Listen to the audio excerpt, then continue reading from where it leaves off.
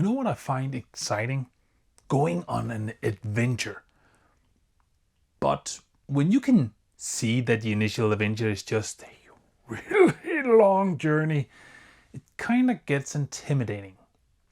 Hello everyone, this is my name is Daidarius, and today I'm gonna talk about the daunting task of beginning a very long manga series.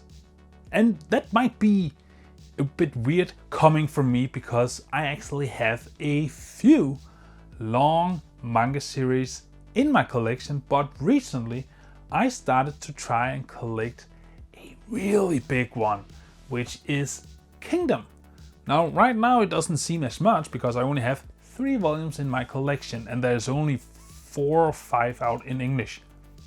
But there's currently almost 80 volumes of these out in Japan. We're gonna get 1 volume each month until we are more or less caught up in 6 years' time or something. That is a huge commitment, especially from my side, because now I have to commit 1 volume each and every month of my haul to that, to keep catching up. So let's talk about it. Now, Kingdom is not my first long series that I'm adding to my collections. I have a few, but it also kind of depends on when do you consider a series to be long, and when do you consider it to be long? Well, the most obvious one in most people's minds are, of course, One Piece, the GOAT long series. It has over 100 volumes out as of this moment, which is insane, of course. And me, I have One Piece, at least I have part of it, but I have the Danish version, and unfortunately, the Danish version got cancelled at volume 59. I mean, 59 is a lot of volumes. The same goes for Naruto. Naruto I also only have in Danish, and that is also cancelled, or was cancelled, by the 55th volume mark. So One Piece in my collection at least is still longer, but that is 59 volumes, but it is still not the longest series that I have. The longest series that I have, funny enough, is Pokemon Adventures, because I have more than 64 volumes of Pokemon Adventures. I would never have guessed I would stand in a position where Pokemon would be my longest series, but never the fact. It is extremely daunting when you're starting out, or at least consider these longest series, because it is the biggest gatekeeper in the entire world, not fans, length. Because just imagine you're standing there pondering, should you start? Go with One Piece. Just go with One Piece. And you just see that mountain pile of 110 plus volumes you will have to commit to just to catch up.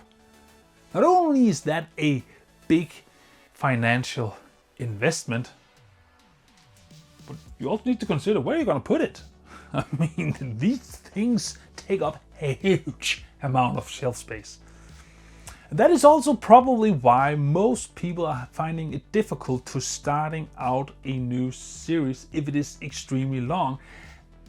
And I actually don't think it makes a difference if all the volumes are already out, or just like Kingdom, it's only just beginning, because no matter how you look at it, you're gonna have to commit for the long haul, because you're not just gonna commit to the first 10 or 12 new volumes, because then you will have a very much unfinished series on your hands. And I doubt most of us want that. But what is the alternative? I mean, are you just gonna not get into it? I mean, sure, if the series doesn't interest you, then it makes sense, but but what if it does? What if you are intrigued, like Kingdom? Don't you want to see what is probably hailed as one of the greatest long-running mangas in history, especially considering not just the art, but the characters themselves, which have been told to be the most insanely intelligent fictional characters, not fictional because they are historical, the most intelligent characters ever put on the paper. Everyone who have read this series saying it is insanely good. And of course you're gonna be curious, but are you only gonna commit to 5 volumes and then just see if it is to your liking? And then what if it is? What if it is to your liking? Are you then gonna commit to it? Or should series just not be that long? Because if you look at the most series in my collection, I have a lot. I have a lot of different series, but most of them are actually not that long. For example, Soul Eater is a complete series that I own. It's 17 volumes. It is not that long. And this is on the longer side of most of the completed series that I have. I mean, I have Alice in Borderland, that's 9 volumes. Then you have Fist of North Star, of course, that's 18 volumes. You have Hellcat 12, you have Colorless at 7. I mean, I have Helsing at 3 and Blame at 6, right? I have a lot of different short series. I also have longer ones like Yu-Gi-Oh, which is 38 volumes, or Black Clover, which is unfinished at 36 volumes. I have a lot of different series, and then I have my long-ass series, but most of my series are short. Most of the series you see back here are short. They're like 12 volumes, 9 volumes, 10 volumes, 14 volumes, 12, 7, so on and so forth. And I think most of us actually just crave, if that's the correct word, a shorter but concise and well-structured story.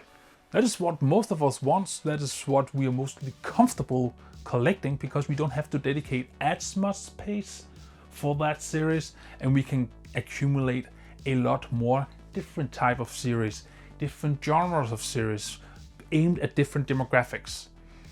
And that gives our collection diversity, and most often than not, it helps us evolve as manga readers, because then when we experience different type of stories, our tastes evolve, and our appreciations of the art evolve, and our understanding of it also evolves.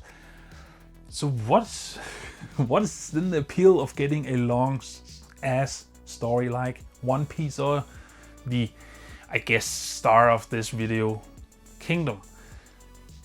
Well, to me personally, it is indeed the adventure, this epically long journey that just takes you for just this kind of a ride that no short series really can. Short series can dive deep into some characters or themes or whatever, but long stories, those that take you on tens, if not hundreds of volumes journey, they just have something different to them. Because then you don't just experience your characters, get to know them. I mean, they become you, and you actually manage to discover this often immersive world.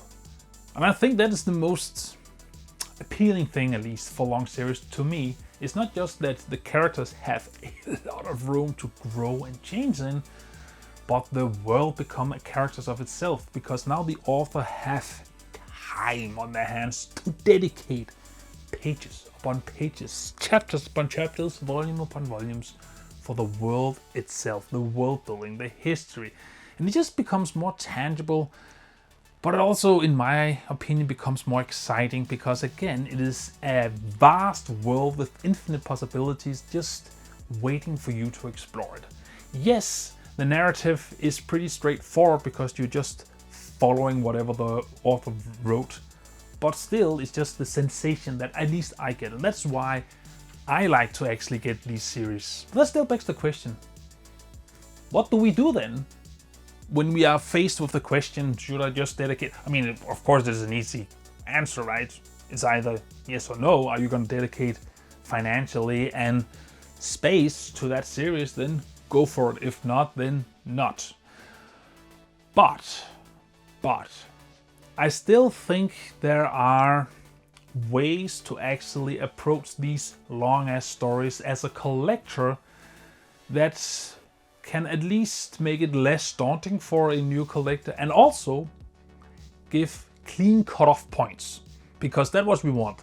Sometimes we only want part of a series, but we also want an easy out in case the story is no longer for us. We maybe think that we got whatever we wanted out of it, or we are not committed to more space in our shelves or in our collection, or you're not gonna pay any more money for that series.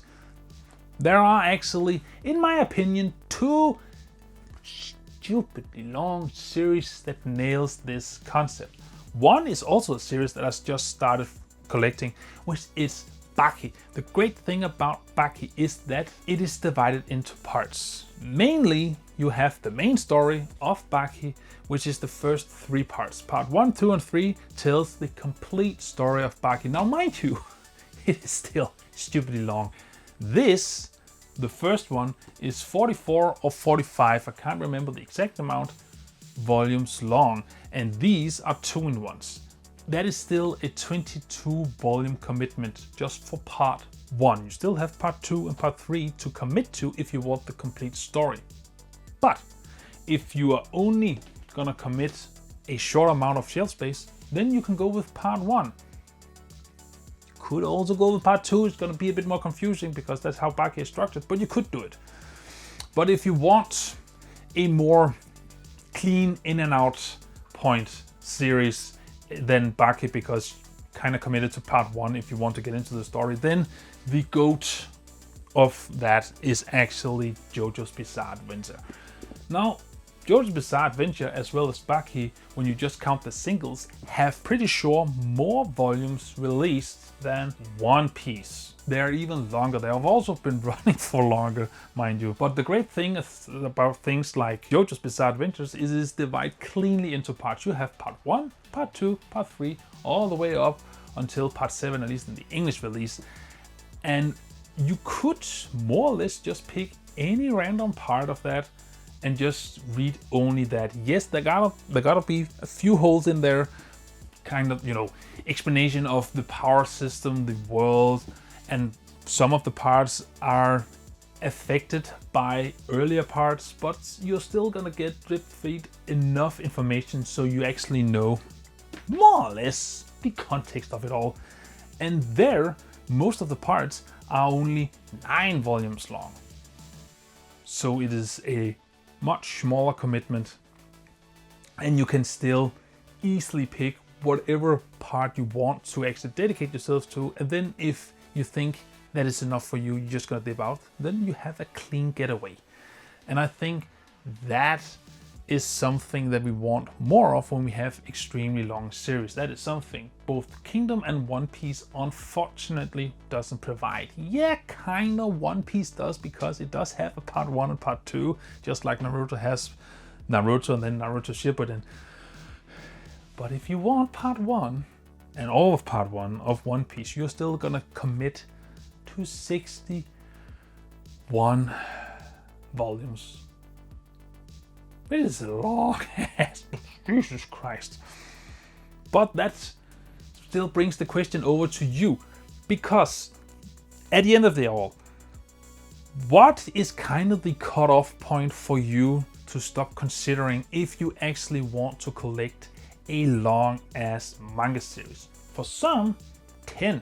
That's it. If your series is longer than 10, I don't want it because I have extremely limited amount of shelf space.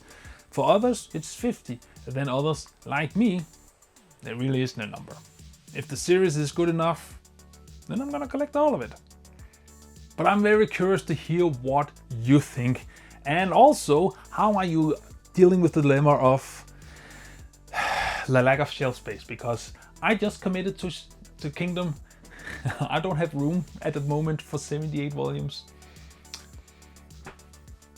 And it's not the only series I'm collecting. But that is a headache for another time. So, whatever you think, comment around me your thoughts and stories. Until I see you next video, just remember to stay awesome. See ya.